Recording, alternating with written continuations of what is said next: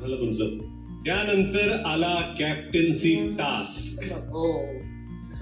तन्वी, हो सर. अभिनंदन, घराच्या नवीन कॅप्टन. झाले फायनली बाबा. फायनली झालात तुम्ही. तुम्हाला आम्ही पाहिलं कॅप्टन्सी रूम मध्ये जाताना, क्राऊन डोक्यावर ठेवून काय आपण करत होता.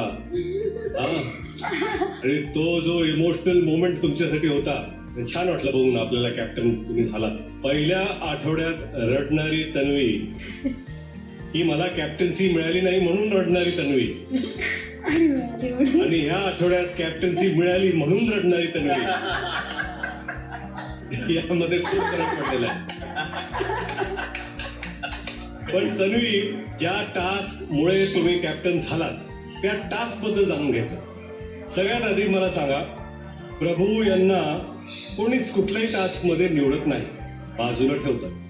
तुम्ही प्रभूला का निवडता? छोटा उंदीर आहे तो माझा.